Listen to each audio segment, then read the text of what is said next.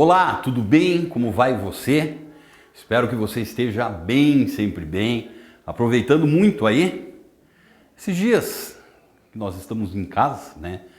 Mas não é férias, tem que continuar estudando, colocando em dia aí todos os nossos trabalhos, nossas tarefas, para quando nós retornar, eu já falei isso para você sabe muito bem, que a gente chegue lá na escola, ó, tô legal, no máximo tua professora, teu professor, vai precisar fazer uma revisão desses conteúdos aí. Mas você já viu, você já leu, leia sempre o seu livro. Né? Terminou de ver a aula aqui, você vai ter um tempo maior, não é mesmo? Então vai lá e vai fazendo aquela tua leitura que vai ser uma leitura que vai te ajudar. Já chamei a atenção no passado, chamo a atenção agora novamente. Aproveite e faça o quê? Trate aí de fazer as atividades que aparecem, responda os exercícios que tem lá no seu livro. Ah, mas eu não sei. Tenta. Uma hora a gente corrige isso. Correto? Tudo bem? Tudo legal? Então tá bom. Nós vamos dar continuidade aqui agora e vamos continuar falando dos chamados recursos hídricos, né? Então, você sabe muito bem da importância desses recursos já. Você sabe muito bem que as pessoas dependem em grande quantidade dessa água. E hoje a gente vai continuar falando um pouquinho dessa disponibilidade que existe no planeta e até mesmo muitas vezes aí possíveis conflitos que surgem por falta dessa água, né? Chamei a sua atenção na última aula que aqui para nós no Brasil, pelo menos na maior parte das regiões brasileiras, falar em escassez de água muitas vezes não trata de ser um problema que salta aos nossos olhos, porque nós temos grandes reservas de água aí, né? Mas não é assim que funciona no mundo inteiro. Existem populações inteiras, e principalmente aquelas populações dos países mais pobres, onde o acesso a uma água de qualidade, uma água tratada principalmente, ele é um acesso muito difícil. E se você não tem acesso a essa água tratada, essa água de qualidade, você pode ter certeza absoluta que quem paga muito caro por isso é quem? É a saúde da população, principalmente as crianças, né?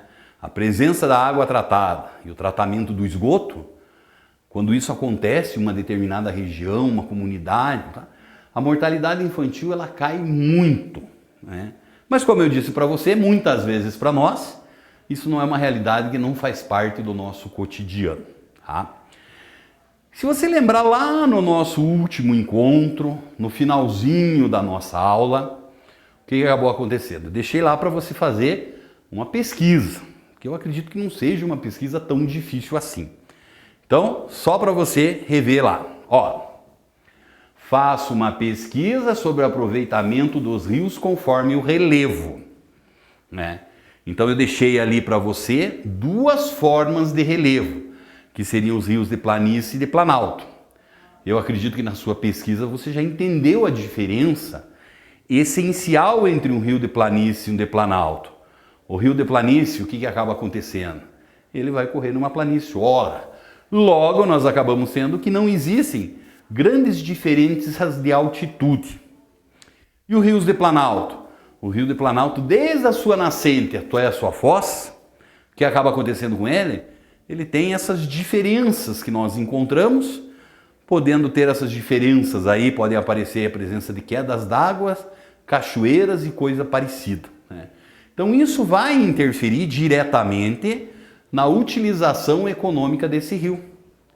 Vamos ver como é que seria uma possível resposta e entender como é que se dá isso? Então tá aqui ó, o primeiro. Rios de planície. Devido ao fato de não apresentarem desníveis, são bastante utilizados para navegação, né? Então olha lá, uma utilização econômica desses rios, que é uma utilização econômica muito legal. Rios de planície, regiões que têm grandes rios de planície, geralmente essas pessoas vão aproveitar isso para fazer o quê? Para navegação. Então nós temos algumas regiões, por exemplo, se você se lembrar lá da Europa, toda a região central da Europa nós temos uma grande planície. E ali vão existir importantes rios. Então os europeus, eles foram, por assim dizer, sortudos por terem esses rios. Porque quando você vai tratar de desenvolver uma determinada região, sempre é necessário você ter o quê? Vias de transporte. As vias de transporte, elas são de um investimento muito elevado. Você fazer a estrada da rodovia, você fazer a ferrovia, é muito investimento que vai ali. No caso desses europeus, aí, a maior parte deles, o que acabou acontecendo? Quando eles chegaram, a maior parte dessas vias estava construída, esses rios que eles poderiam navegar. Tiveram que fazer algumas alterações, construir um porto, talvez, com certeza, né? Não talvez.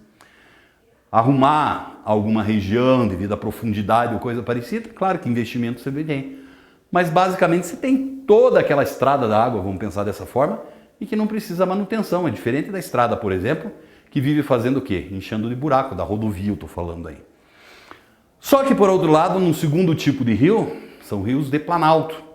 Esses já não são tão viáveis, por assim dizer, a navegação, porque esses desníveis. Então o que acaba acontecendo é que muitas vezes nós encontramos o quê? Não existe ainda o navio, a tecnologia que vai subir ou descer cachoeira, ou uma queda d'água. Lá quando é muito importante, que vale a pena um investimento, até existe uma obra de engenharia que as pessoas criam, constroem, para vencer essas diferenças de altitude, esses desníveis, que seriam o quê? Basicamente as eclusas. Então você imagine como se fosse uma câmara gigante, uma sala, que ela está alagada. Chega ali o navio, fecha toda ela e começa a encher de água.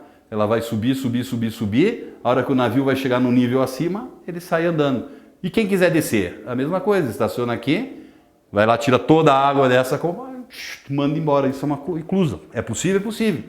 Só que ela acaba tendo o quê? Um custo extremamente elevado. E isso é muito difícil aí. Tranquilo? Então esses são os rios de planície. A maior parte das vezes as pessoas usam eles são mais usados para a navegação. Correto? E além disso nós acabamos encontrando o quê? A presença também dos rios de planalto. Presta atenção na nossa telinha aqui, ó. Então nós já sabemos que esses rios de planalto, eles acabam apresentando o quê? Desníveis, essas diferenças de altitude. E eles são mais propícios para uma construção de uma hidrelétrica. E menos para quê? Menos justamente aí para a navegação. Já expliquei por quê. E por que a hidrelétrica é muito legal, né? Aquela gigantesca barragem que lá se produz energia elétrica. Por que é mais legal num rio de planalto? Porque o que acaba acontecendo? As hidrelétricas, elas têm que ser muito bem projetadas. Por conta de quê? Porque elas causam um impacto ambiental.